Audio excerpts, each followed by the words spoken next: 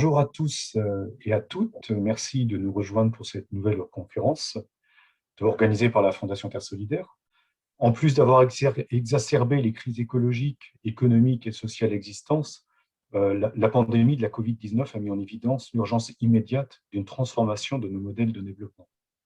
La Fondation Terre Solidaire a été créée en 2016 par l'ONG CCFD Terre Solidaire et la Fondation s'affirme aujourd'hui comme l'un des acteurs en mesure de contribuer à apporter des solutions durables à cette crise sans précédent.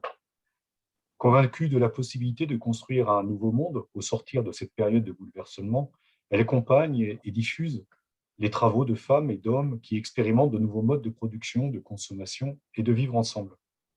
Elle soutient pour cela financièrement leurs initiatives et favorise le partage d'expériences et des meilleures pratiques en matière d'agroécologie, d'économie circulaire ou d'énergie renouvelable.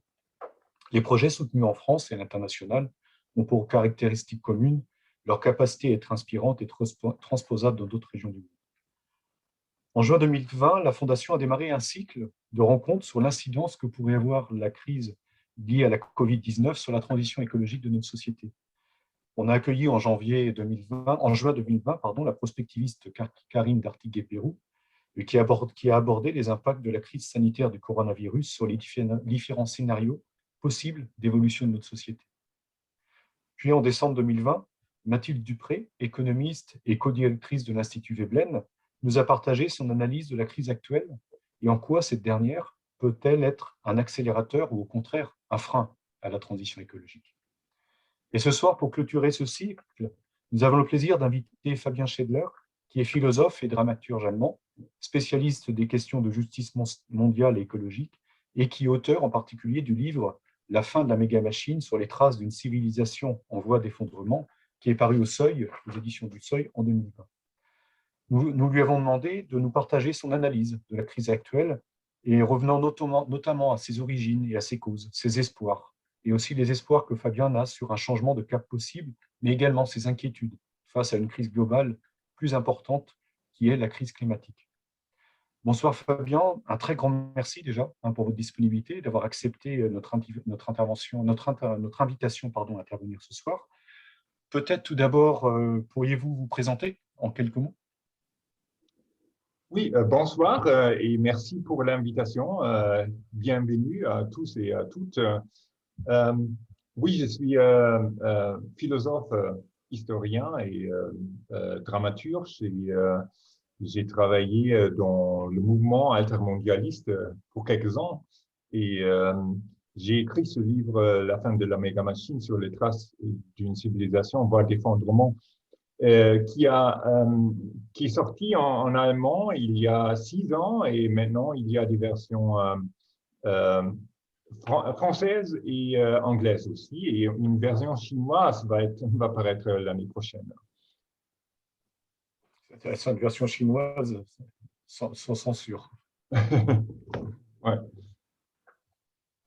En tout cas, merci Fabien pour votre disponibilité. Et la première question qu'on avait envie de vous poser, on est dans cette crise épidémique liée au coronavirus. Et est-ce que d'après vous, cette crise pandémique liée au coronavirus est-il une manifestation supplémentaire de cette méga-machine que vous décrivez dans votre livre et que cette méga-machine serait finalement globalement responsable des désastres climatiques, pandémiques et économiques contemporains? Oui, tout à fait. Je crois que la pandémie fait partie des crises globales qui sont entreliées entre la crise climatique est liée à la pandémie et aux crises économiques et sociales qu'on voit. Mais tout d'abord, il faut comprendre ce que c'est le système qui a créé toutes ces crises, parce qu'il n'y a aucune civilisation dans l'histoire humaine qui a créé un tel panorama de crise qui menace l'avenir de l'humanité. C'est une situation sans précédent dans l'histoire humaine. Alors, ce système que j'appelle la méga-machine, c'est une notion créée par Louis Mumford, un historien américain, il y a 50 ans. Ce système n'est pas seulement un système économique, c'est aussi un système idéologique, militaire et politique qui a émergé il y a 500 ans en Europe dans des luttes sociale massive. Et bien sûr, c'est un système hyper complexe. Et je peux seulement donner quelques impressions de ce que c'est la méga machine. Ce système repose sur trois piliers. D'abord, c'est l'accumulation sans fin du capital, augmenter l'argent dans un cercle infini de profit et de réinvestissement. Et c'est quelque chose de nouveau dans l'histoire de l'humanité. Il y avait beaucoup de systèmes brutal et injuste comme l'Empire romain, etc. Mais c'est le premier système qui repose sur ce principe. Et ce principe s'inscrit dans les institutions économiques les plus puissantes du monde, notamment les sociétés anonymes qui ont été inventées il y a 400 ans aux Pays-Bas et puis en Angleterre. Et aujourd'hui, les 500 plus grands groupes du monde contrôlent à peu près 40% du PIB de l'économie globale et 2 tiers du commerce global. Alors, c'est le moteur de ce système. Et ces institutions n'ont qu'un seul but, c'est augmenter l'argent des actionnaires. Il n'y a pas de but socio, écologique ou éthique. Et pour cela, ces compagnies, ces sociétés doivent croître. Ils ont besoin d'une expansion permanente et comme ça, le système dans sa totalité a besoin d'une expansion permanente et il faut pour cela transformer la nature en marchandise. Et la conséquence logique de cela est la destruction de la biosphère. Si un système repose sur une croissance éternelle, sur une planète limitée, alors ce système va toucher les limites. C'est ce qu'on voit maintenant. Et la pandémie fait partie de tout cela parce que à peu près 2 tiers des épidémies et des pandémies des 5 décennies passées sont issus des animaux sauvages dont les habitats ont été détruits. Et comme ça, les virus, etc., passent des animaux aux êtres humains. Et alors, cette crise fait tout à fait partie des problèmes que l'expansion permanente de cette économie a créé sur la planète.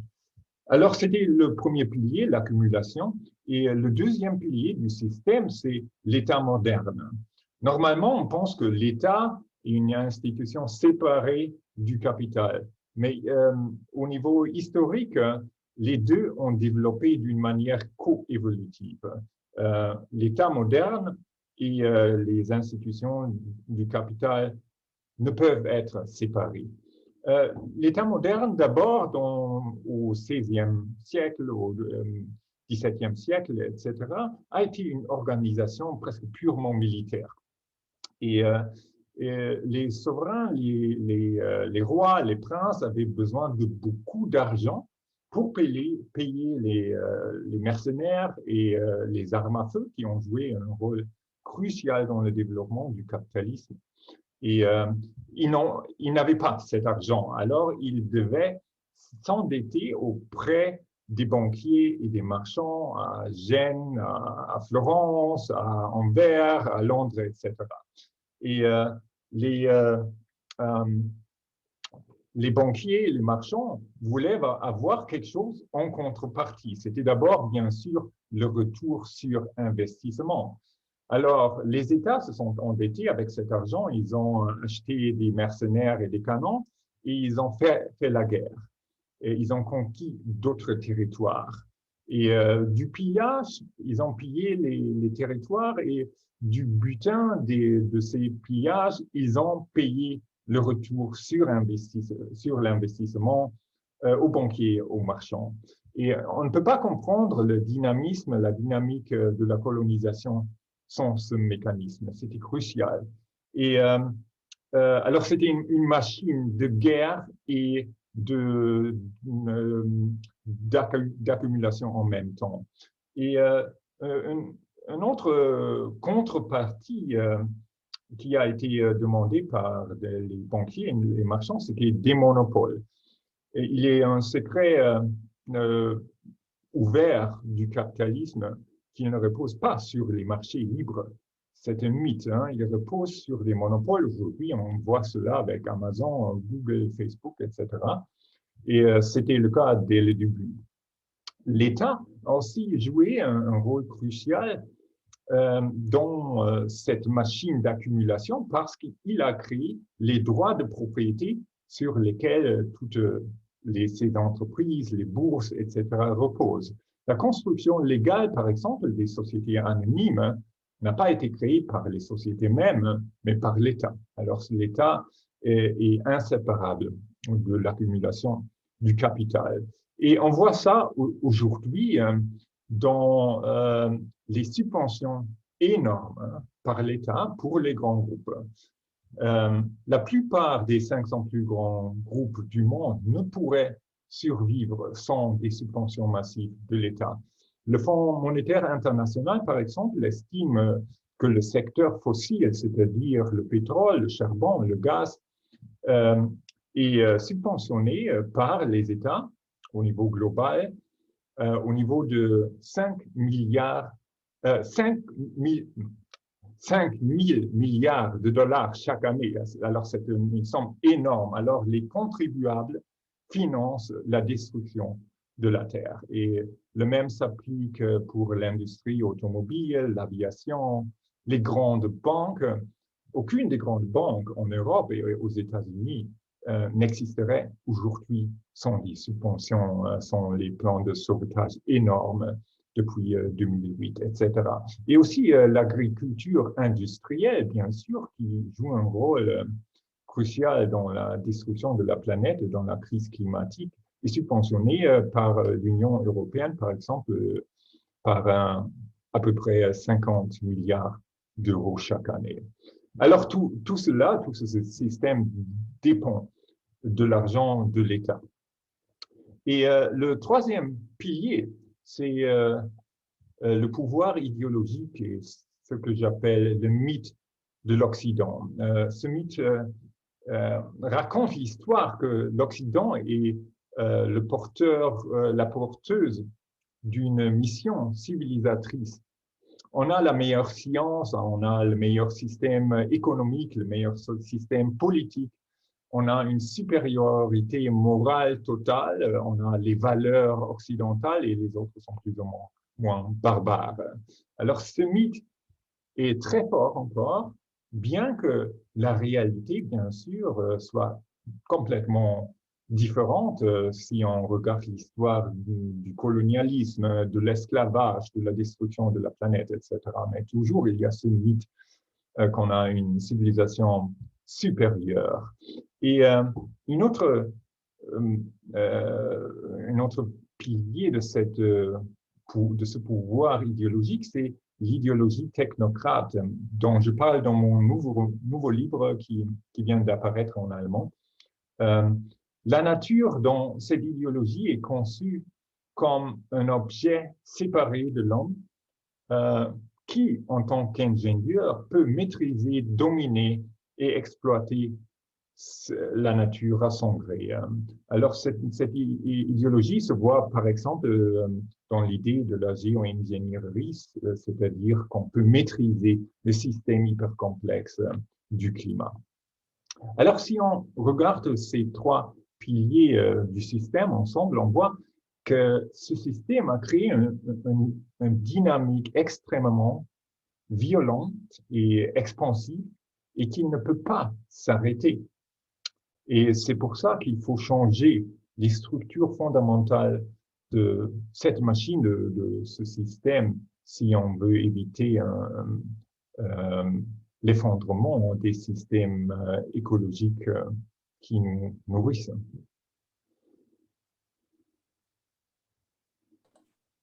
Et justement, si donc tout l'enjeu, c'est de sortir de cette méga machine que vous avez décrit.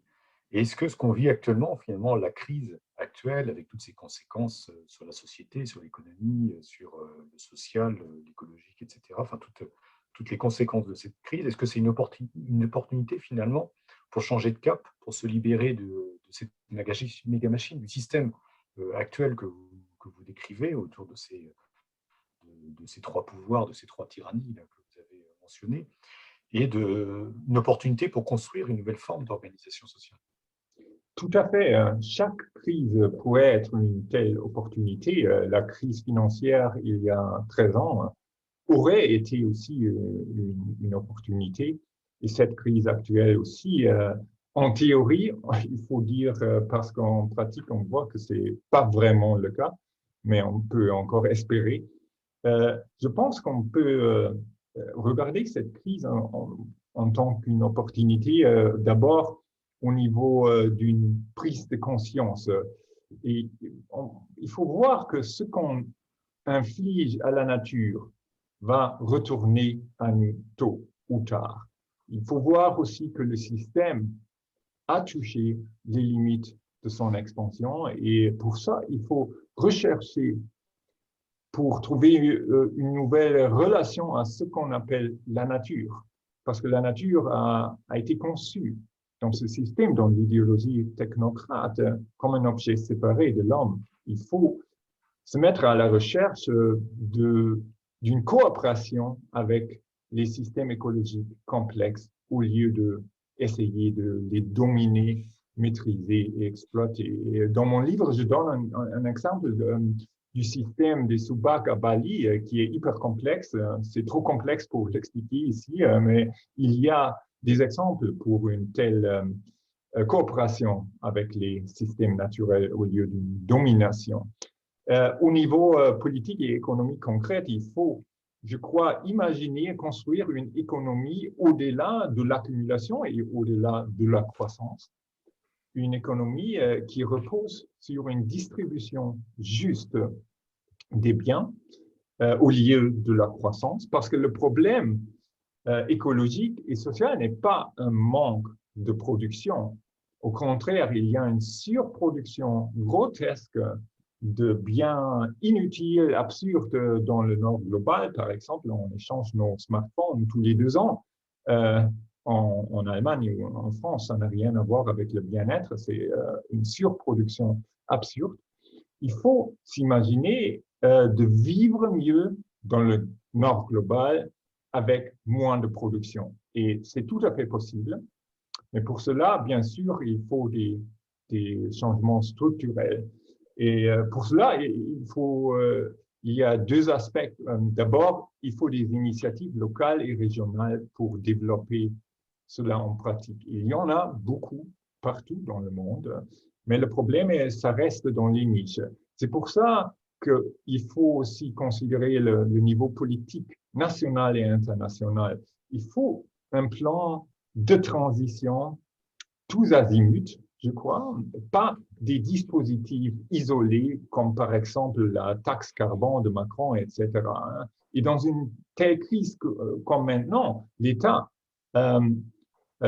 distribue beaucoup d'argent. Et pour cela, il faut que les mouvements sociaux et écologiques présentent un plan de transition engagé pour combiner la justice sociale avec une transition écologique.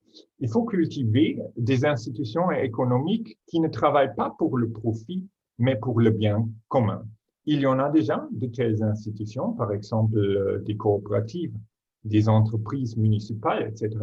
Mais ça reste dans les niches parce que l'État subventionne et protège les grands groupes qui ravagent la planète. Et pour ça, il faut rediriger les flux monétaires vers des institutions durables sur plusieurs niveaux. D'abord, les subventions dont j'ai parlé. Il y a énormément d'argent disponible. Ce ne sont pas seulement des milliards, ce sont des billions d'euros et de dollars qu'on pourrait canaliser dans une transition écologique et sociale. Il faut des critères écologiques et sociaux obligatoires pour les subventions des États. Deuxièmement, il faut changer le système des impôts et des taxes. Dans la crise actuelle, on voit que les grands groupes comme Amazon paient pratiquement pas des impôts et ils profitent énormément de la situation actuelle. Alors, il faut taxer ces entreprises et il faut taxer les riches. Il faut se souvenir que encore dans les années 70, aux États-Unis et en Angleterre, il y avait des taxes maximales pour les riches de 70%, de 80%. Hein. En Allemagne, par exemple, on est à 48%, je crois. Je ne sais pas en France, mais ce n'est pas tellement différent. Alors, il faudrait taxer les riches, taxer les grands groupes et prendre cet argent pour un plan ambitionné, une transition. Il faut au moins, pour estimer cela, au moins 500 à 1000 milliards d'euros par an pour cela, pour un genre de Green New Deal, mais un Green New Deal qui ne sert pas à pousser la croissance verte, comme on l'appelle normalement, mais plutôt vers une économie verte post-capitaliste qui ne dépend pas de la croissance.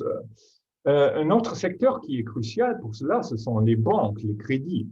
Il faut assurer que les crédits, parce que c'est le cerveau du capitalisme, si on veut, qui distribue l'argent, hein, il faut que les crédits sont allocalisés seulement selon des critères écologiques et sociaux aussi. La Banque centrale européenne, par exemple, considère en ce moment un peu essaye de concevoir, avoir des critères écologiques, des critères climatiques pour les crédits et pour les investissements de la banque. Mais il faut aller beaucoup plus loin de cela. Il y a une proposition très intéressante qui s'appelle l'économie citoyenne ou l'économie pour le bien commun, qui a essayé de créer un modèle pour une telle transition ou pour une telle économie différente. L'idée est de créer que toutes les entreprises doivent créer un bilan, pas seulement au niveau financier, mais un bilan pour le bien commun, qui prend en compte les effets sociaux et écologiques pour toute la chaîne de valeur à partir des ressources jusqu'à la mise au rebut pour la production. Et d'abord, c'est une mesure de transparence pour voir ce que l'entreprise fait. Mais la chose centrale, c'est que l'État change son comportement selon le bilan. Si une entreprise a un bilan positif pour le bien commun, alors elle paie moins d'impôts, elle peut avoir des crédits moins chers et peut avoir des commandes publiques, etc.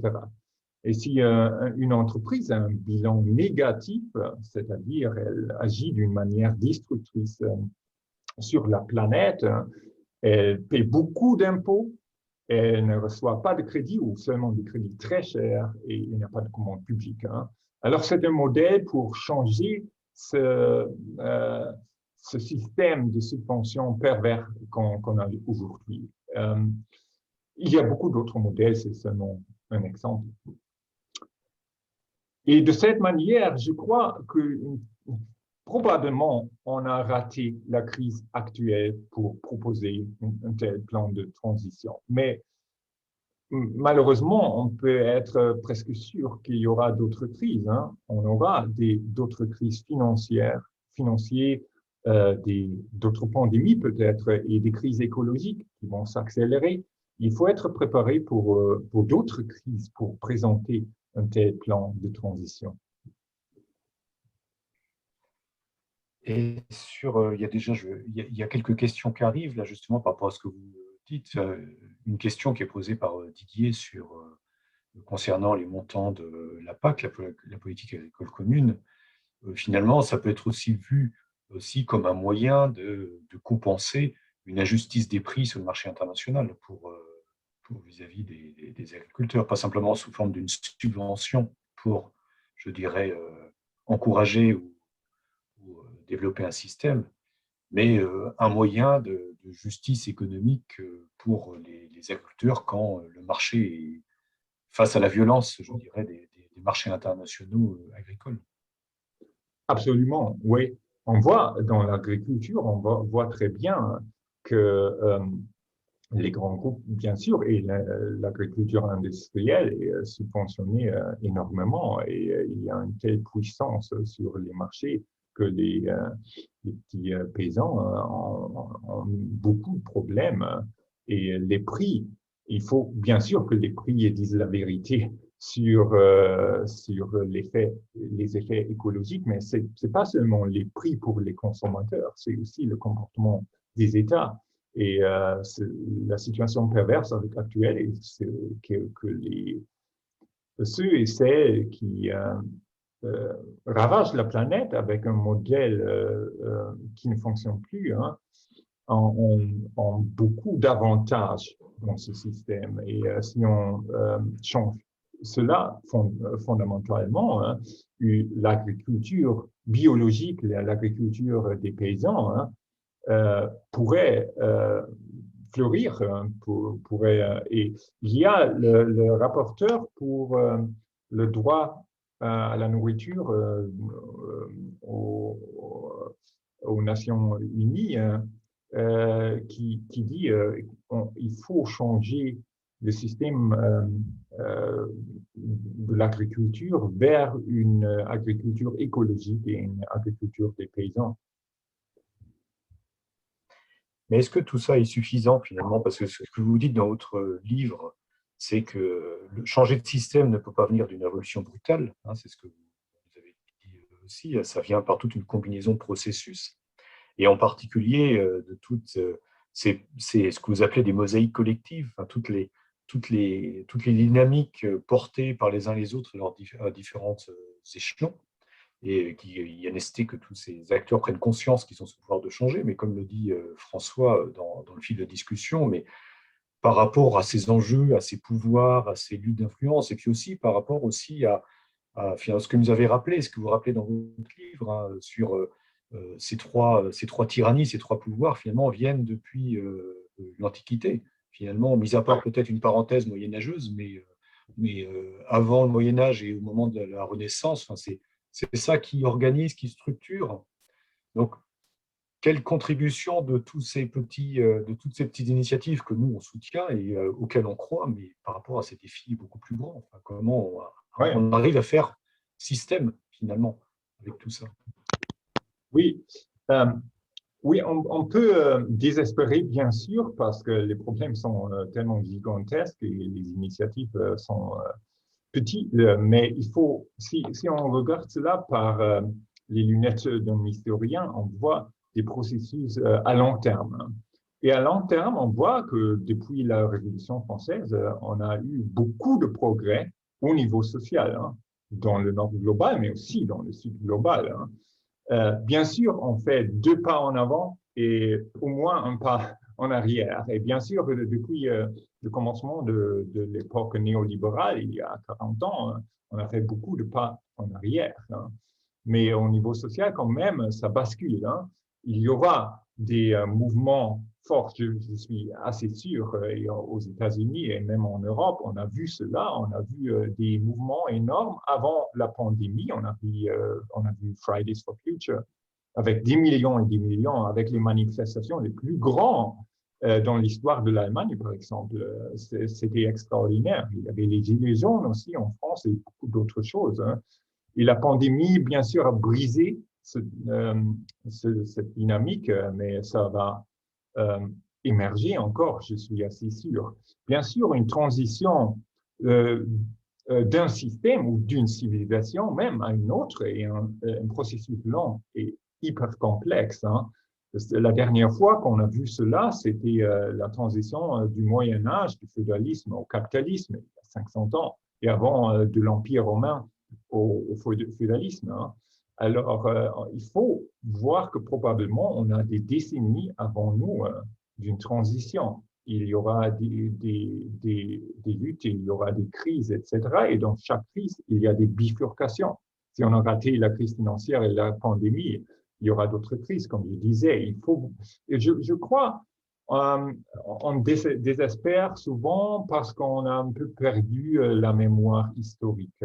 Par exemple, le droit de vote des femmes en France, qui a été proposé par Olympe de Gouges après la Révolution française il y a plus de 200 ans.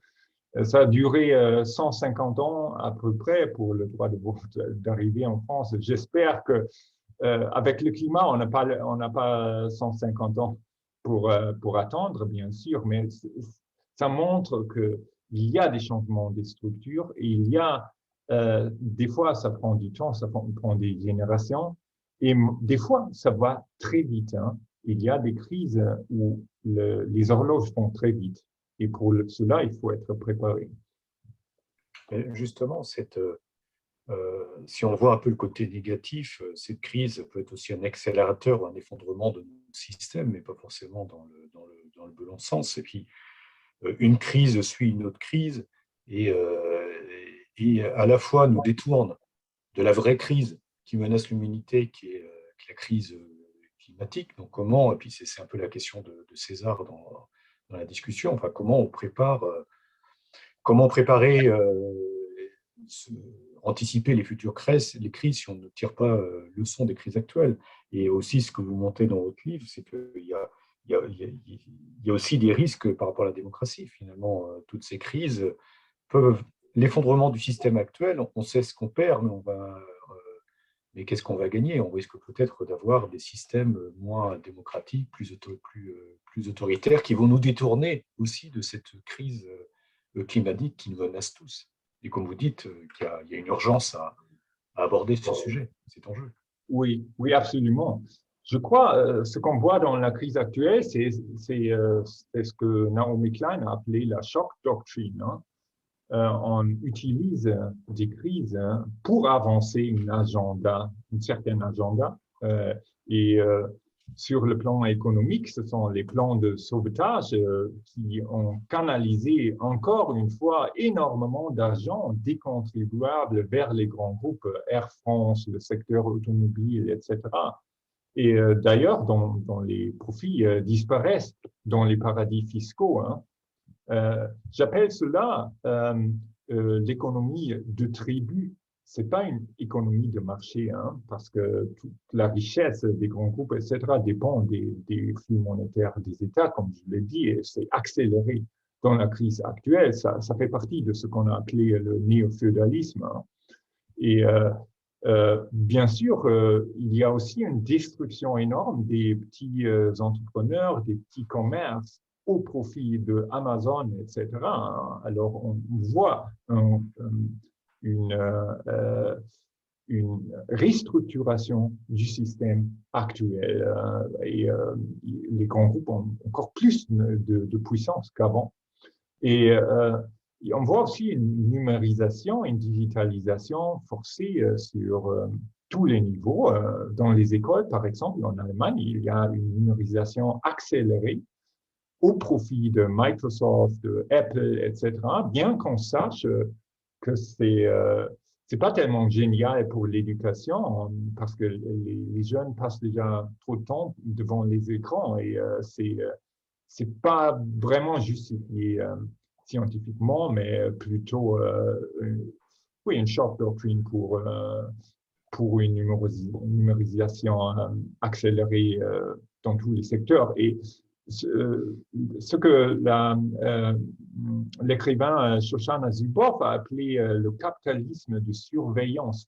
Ça joue un rôle clé aussi dans tout cela parce qu'une grande partie du capitalisme actuel dépend déjà du commerce des données. Et bien sûr, ça fait partie aussi de la surveillance étatique accélérée.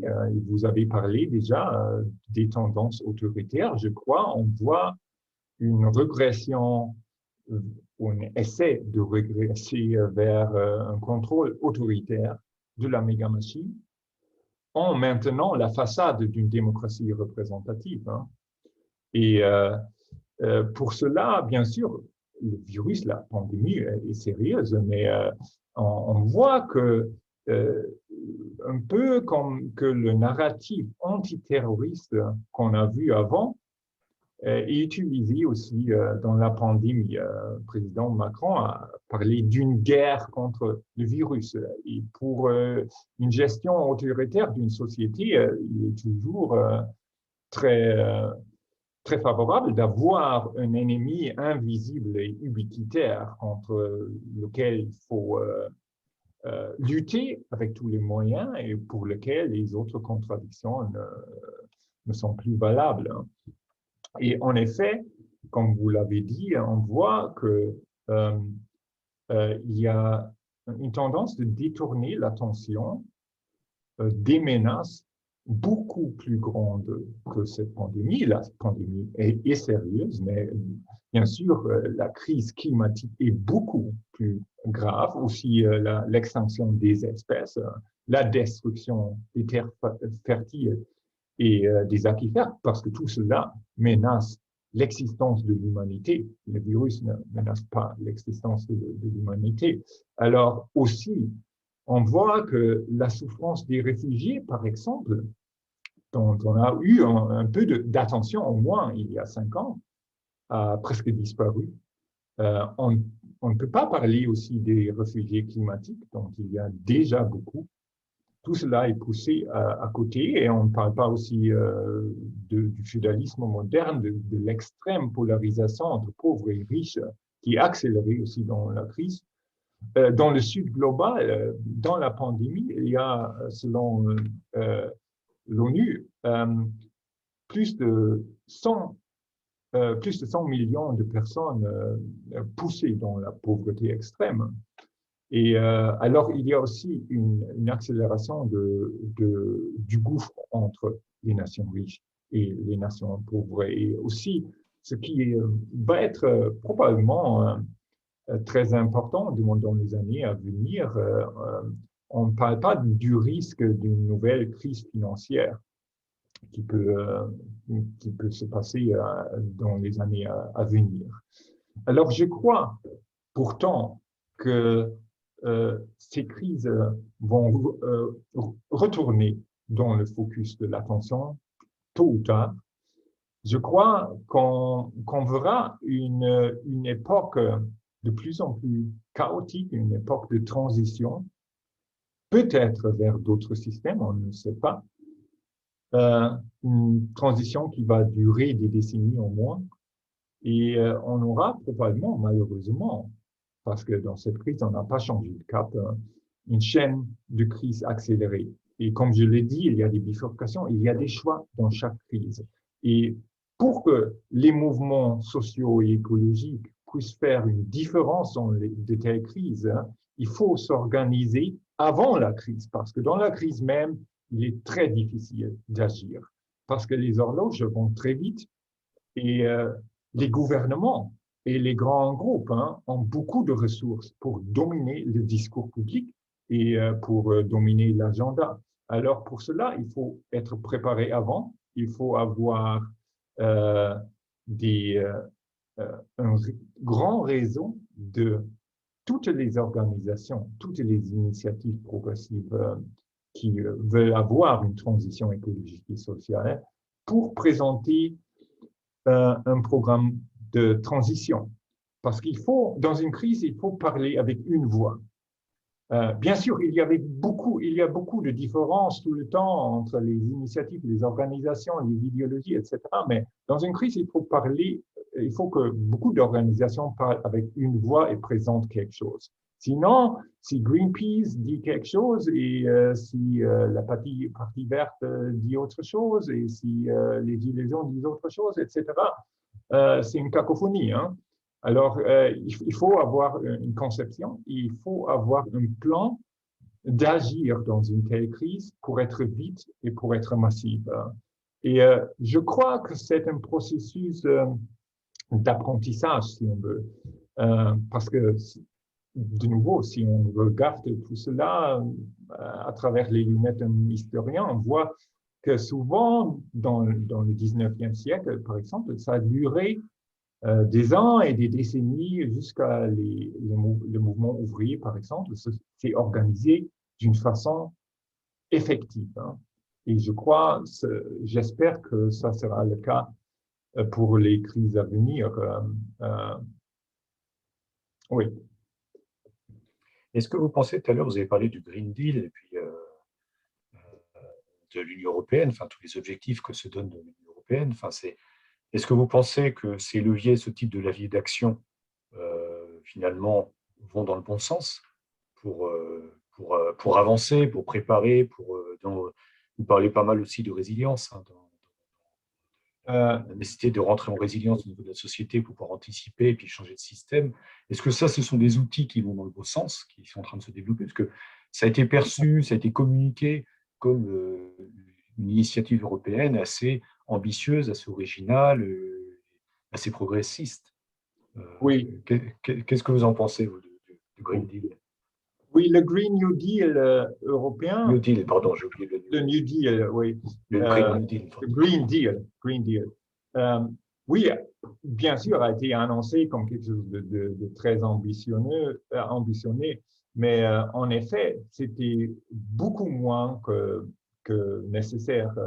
La proposition originale disait qu'on va dépenser 100 milliards d'euros dans 10 ans et dont la moitié est du capital privé. Alors seulement 50 milliards d'argent public. Et comme je disais, il est clair qu'on a besoin au moins 10 fois de cette somme, 500 milliards d'euros ou même 1000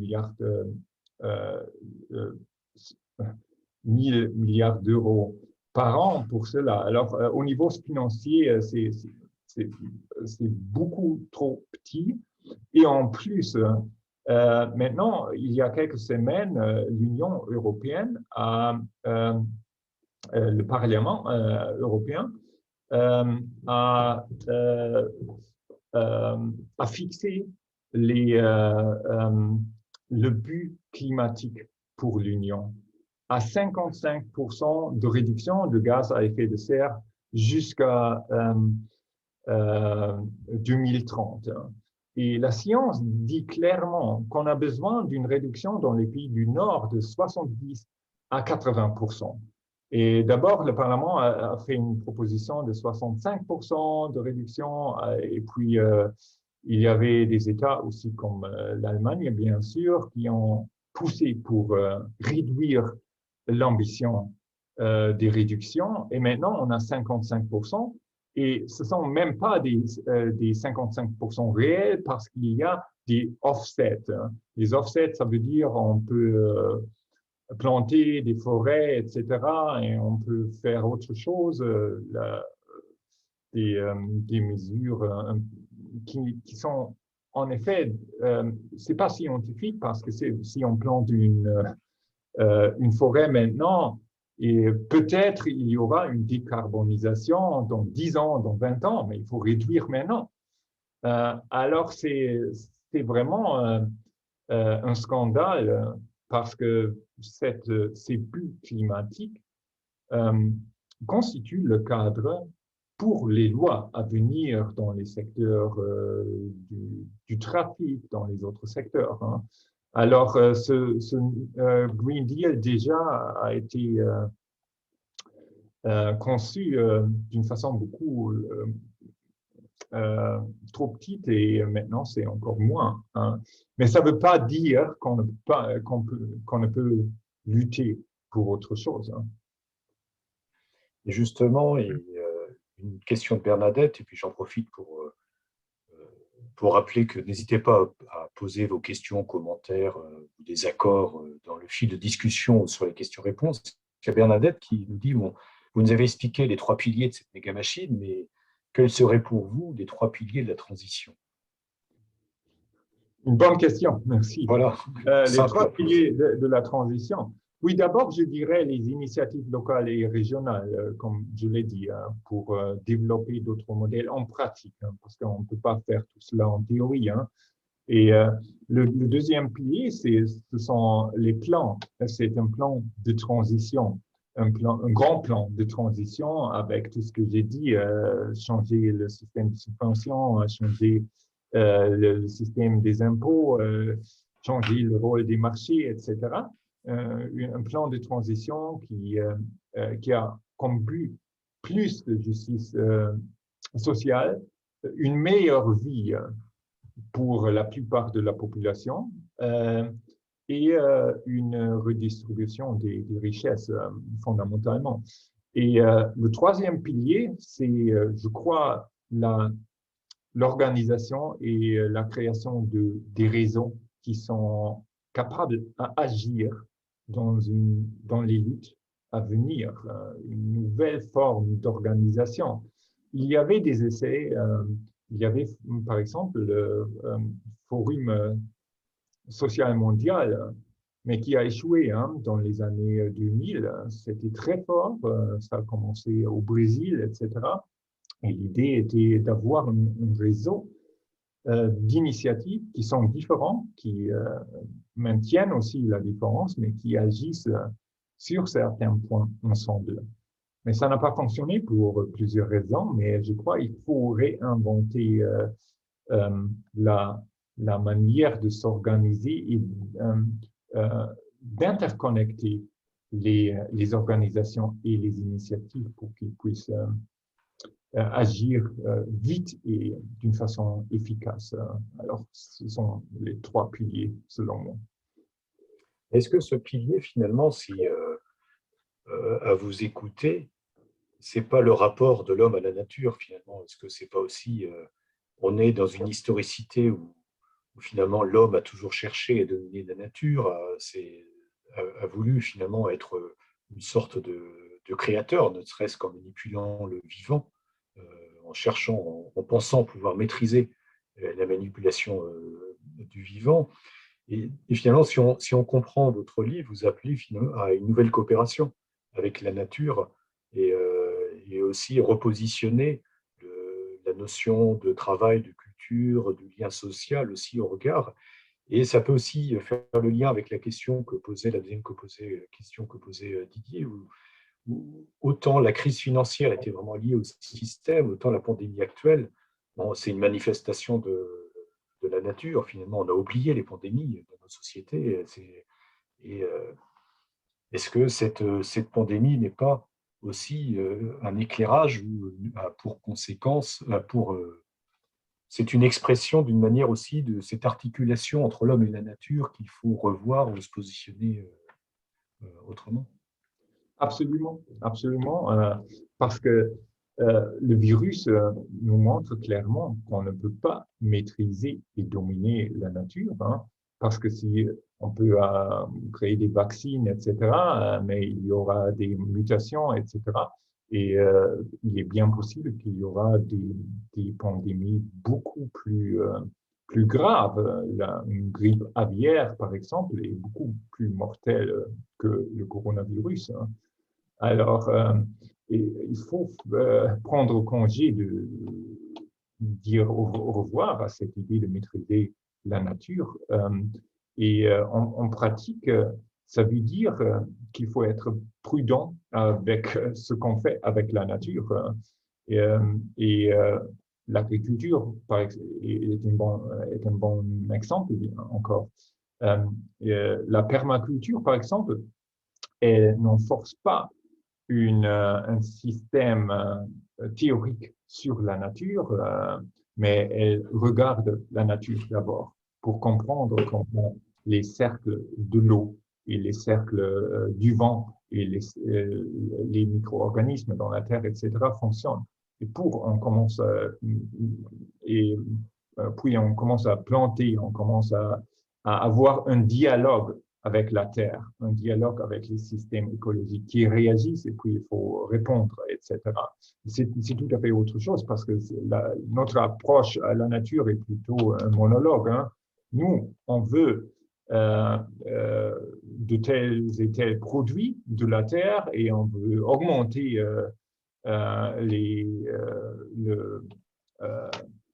on veut avoir beaucoup plus tout le temps. Et c'est un monologue. Et si on parle comme ça à la nature, à un certain point, il y aura une crise alimentaire probablement à l'échelle globale, ce que C'est ce que beaucoup d'organisations disent actuellement. Par exemple, il y a une étude de Lloyds, la compagnie d'assurance à Londres, qui dit qu'on pourrait bien avoir dans les décennies à venir une crise alimentaire à l'échelle globale. Hein. Et pour éviter cela, il faut vraiment fondamentalement changer notre rapport à ce qu'on appelle la nature. Et toute cette transition, finalement, qu'elle soit de système, notre rapport à la nature, va bouleverser énormément nos vies individuelles. Et se pose aussi la question de ce qu'on peut renoncer, à quoi on est prêt à renoncer, que ce soit à titre individuel, mais aussi à collectif, de ce que vous voyez. Enfin, qu'est-ce qui vous paraît possible? Parce qu'à un moment ou à un autre, entre autres dans notre société, il faut qu'on renonce à quelque chose. Et d'après vous, qu'est-ce qu'on est prêt à renoncer? Enfin, notre société, pour avancer, en quoi elle est prête à renoncer à certains de ses acquis? Oui, je crois qu'il faut renoncer à quelque chose. Hein. Par exemple, dans la crise actuelle, il y a beaucoup moins de trafic aérien et on peut renoncer à cela, évidemment. Ce qui est beaucoup plus important, ce sont les relations humaines.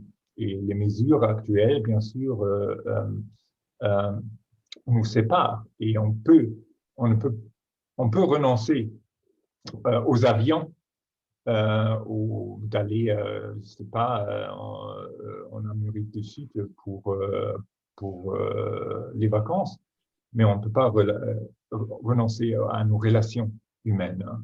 Alors, c'est le centre, nos relations humaines. Les relations économiques, bien sûr, sont aussi des relations entre les êtres humains. Et euh, moi, je préfère un discours de gagner de qualité de vie au lieu de renoncer. Parce que si on dit vous devez renoncer à vos voitures, vous devez renoncer aux avions, etc., les gens disent ah, j'ai déjà le sentiment que j'ai pas assez. Et il faut ma voiture, il faut mon voyage en Amérique du Sud, etc. Mais si on dit, regardez, les villes sans voiture, par exemple, sont des villes avec une qualité de vie beaucoup meilleure. Vos enfants peuvent jouer dans les rues. Hein.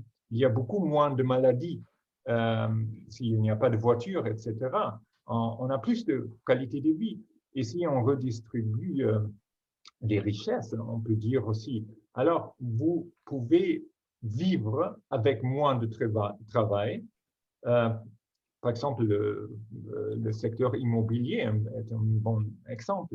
Euh, à Paris ou à Berlin, on paie au moins 50%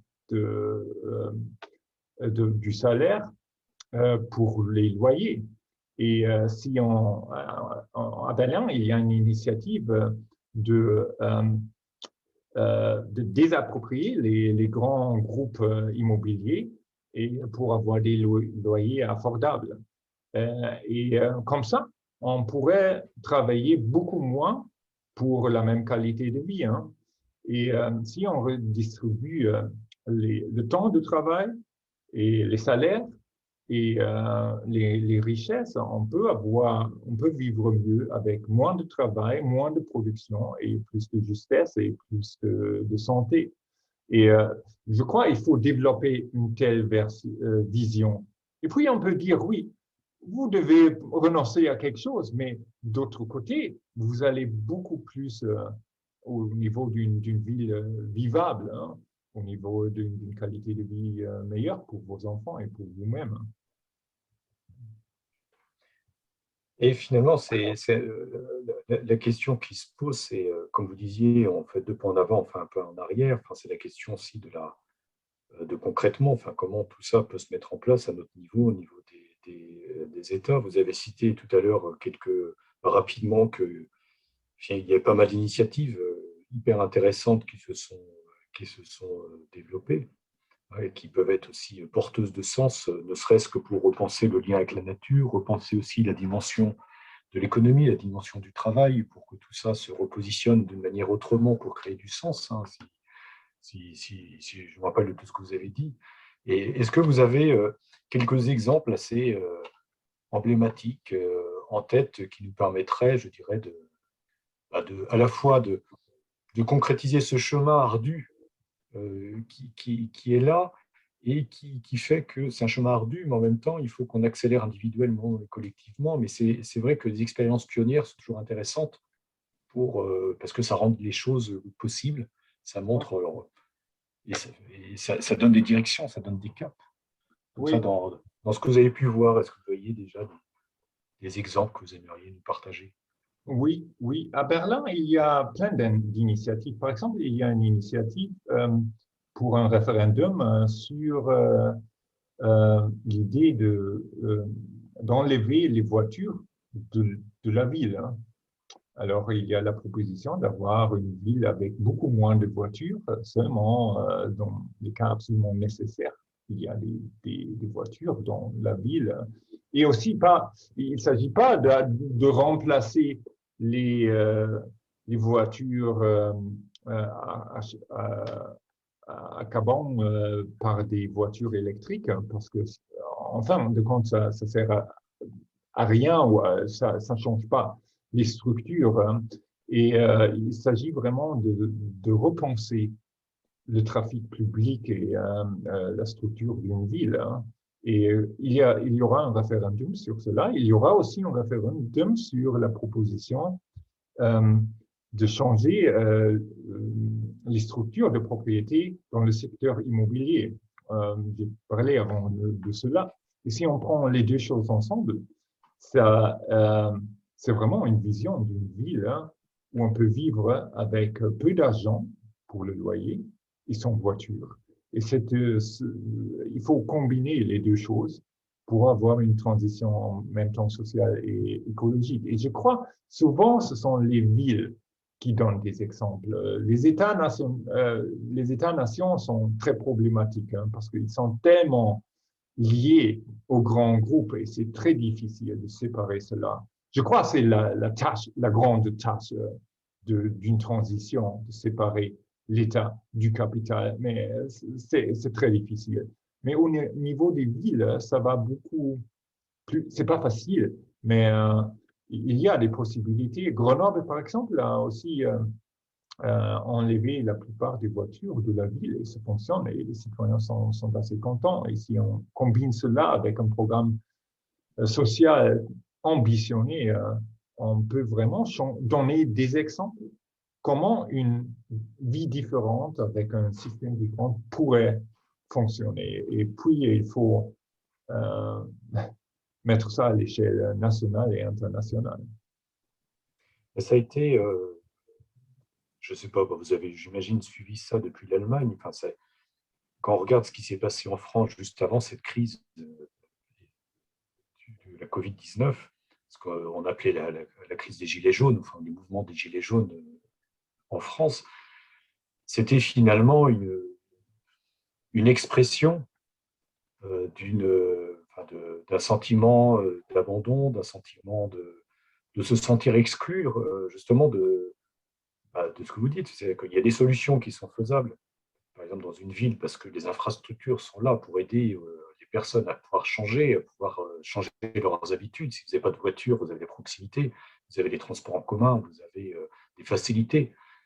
Mais pour les villes de taille moyenne, les personnes qui vivent de manière isolée ou qui n'ont pas forcément les moyens, euh, parce que changer, ça peut aussi représenter un coût ou un risque économique pour certains, pour certaines, pour certaines professions.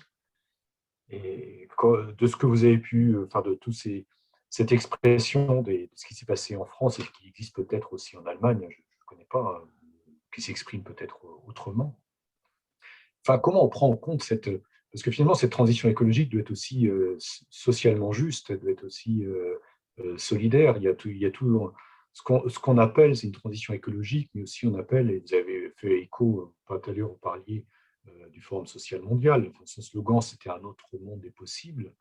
Et au démarrage, c'était une autre mondialisation économique était possible en l'an 2000, enfin, à Porto Alegre. Enfin, c'était plus au regard de la mondialisation économique et petit à petit, on abordait aussi la question d'une société qui soit écologiquement responsable, plus juste et plus solidaire. Et comment aussi on peut s'adresser, on peut aussi accélérer cette transition en sachant qu'il y a une très grande partie de la population qui n'a Ouais. pas ces facilités pour agir avec autant de rapidité que ce qu'on nous demande de faire, ou ce qu'il conviendrait de faire. Oui, c'est absolument crucial et je crois que, par exemple, en Allemagne, le problème est que le Parti vert, qui est dans les sondages, est très, très fort en ce moment. C'est bien possible qu'on aura un chancelier vert en septembre ou plutôt en hiver. Mais le problème est que le programme social des Verts est assez faible, hein, et les Verts ont participé dans la destruction des systèmes sociaux en Allemagne, ce qu'on appelle Hartz IV, les réformes du marché du travail, les réformes dans la santé, etc. Avec Schröder, Oui, c'était le Parti social-démocrate et les Verts qui ont initié tout cela. Alors, beaucoup de gens ont perdu la confiance dans ces partis et ça fait partie de ce changement politique et l'essor de la droite en Allemagne a beaucoup à voir avec cette tendance. C'est pour ça que je crois que c'est crucial que les Verts et le parti de gauche aussi euh, euh, développent une vision commune qui est à la fois écologique, profondément écologique et profondément sociale. Et pour cela, il faut vraiment dire, et il ne s'agit pas de changer le taux des impôts maximal de 42% à 45%, comme les Verts en Allemagne disent, mais il s'agit vraiment d'avoir des taxes de 70%, de 80%. Il faut une telle dimension pour une transition, il faut être beaucoup plus courageux pour cela. Et les partis eux-mêmes ne vont faire cela. Euh, il faut les mouvements sociaux et les mouvements écologiques pour pousser les partis ou pour fonder d'autres partis ou euh, pour avoir des visions beaucoup plus ambitionnées. Sinon, si on s'imagine une transition verte seulement avec les voitures électriques et avec tout cela, ce sont bien sûr les pauvres qui ne peuvent pas s'acheter une voiture électrique. Hein. Les Verts à Berlin, par exemple, ont proposé d'enlever toutes les voitures euh, euh, à, à charbon euh, de la ville, mais les voitures électriques peuvent entrer, hein, et alors les pauvres seront exclus. Et comme ça, c'est le désastre. On ne peut pas avoir une transition écologique. Au contraire, on va avoir encore un essor de la droite. est-ce que finalement ces questions, enfin, à plusieurs reprises, vous parlez du pouvoir citoyen, finalement, comment tous ces acteurs prennent conscience, nous tous, tout ce qui peut être mobilisation sociale, tout ce qui est mouvements sociaux, tissus associatifs, syndicats, enfin toute la richesse et la diversité de cette société civile. Mais on est face à des sujets qui sont quand même très complexes et il y a tout l'enjeu de populariser tous ces sujets, de les rendre accessibles parce que vous dites qu'il faut augmenter les impôts. Enfin, c'est compliqué de se faire une opinion, de se dire d'augmenter les impôts à 70%, comme vous disiez. Enfin, on Ouais. est sur des choses qui sont quand même pour le commun des citoyens, on est sur des sujets qui sont très complexes. Donc, enfin, il y a quand même un enjeu de monter en capacité des mobilisations citoyennes pour populariser, pour montrer tous les avantages, pour pas simplement en voir que les inconvénients ou effrayer aussi une part de la population en disant mais on va nous taxer, mais cet argent va aller où? Ça va entretenir aussi le système. Parce qu'il n'y a pas simplement le fait d'augmenter les impôts, c'est cet argent en plus, il va aller où? Ouais. Et comment on s'assure que, Oui, bien sûr.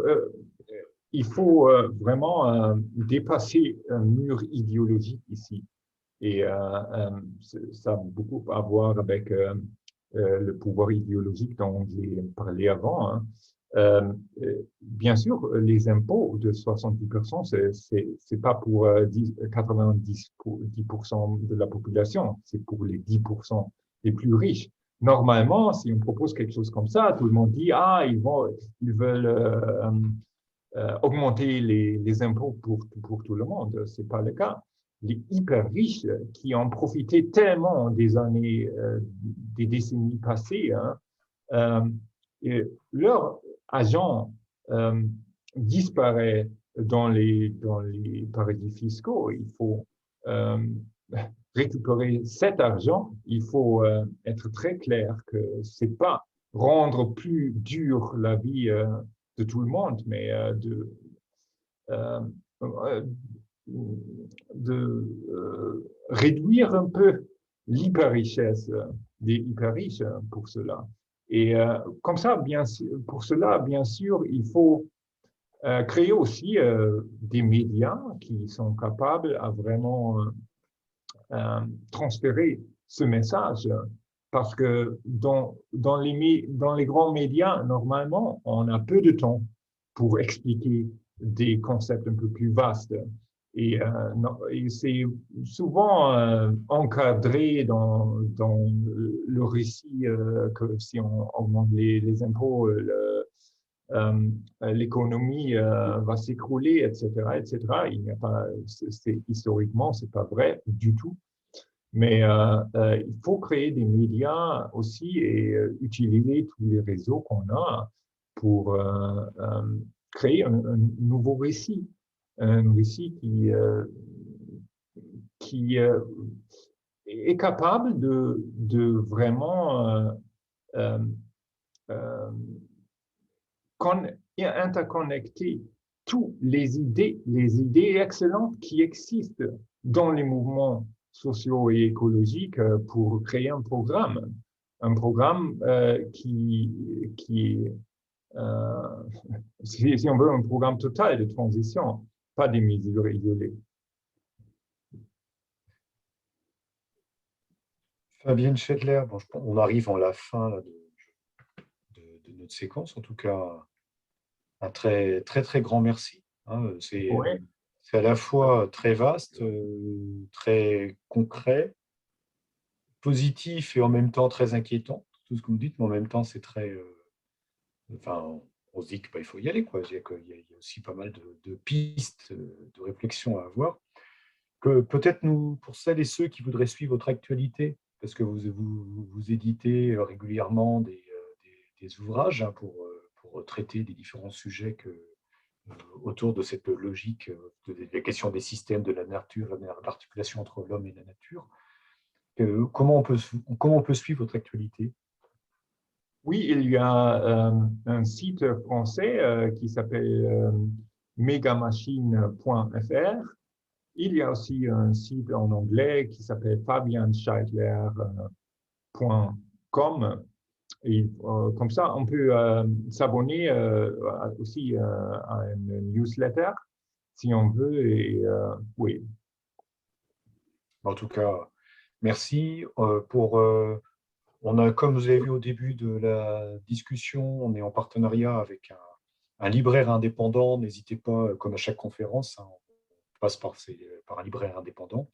Pour celles et ceux qui souhaiteraient commander un des ouvrages de Fabienne Schedler, n'hésitez pas à passer par ce libraire plutôt que par Amazon pour commander l'ouvrage. Quelques dates de prochain rendez-vous. Le 17 juin, la Fondation est partenaire de La Croix qui organise une soirée débat, 18 heures, sur le thème écologie, le choc des générations. C'est autour de la problématique de jeunes et climat. On vous y invite fortement à y assister. Les indications suivront, pratiques suivront dans nos réseaux sociaux dans les semaines qui viennent ou directement sur le site internet de La Croix. Le 22 juin à 17h30, nous organisons la cérémonie de remise des prix de notre première édition de prix de thèse de la transition écologique avec comme président du jury Gaël Giraud. Donc, il y aura trois lauréats qui vont être choisis par le jury. Et tout l'enjeu pour nous, ça a été de proposer un prix qui récompense un jeune ou une jeune chercheuse qui a fait à la fois un travail autour de la transition écologique, mais surtout qui articule ce travail avec des enjeux de justice sociale et qui a fait aussi l'effort de rendre accessible tout son travail auprès du tissu associatif pour que la réflexion universitaire aussi puisse contribuer à l'action. Donc, on vous donne rendez-vous le 22 juin à 17h30 pour découvrir les lauréats de cette première édition du prix de thèse. Et en septembre, nous vous proposerons un nouveau cycle de conférences de septembre à juin 2022.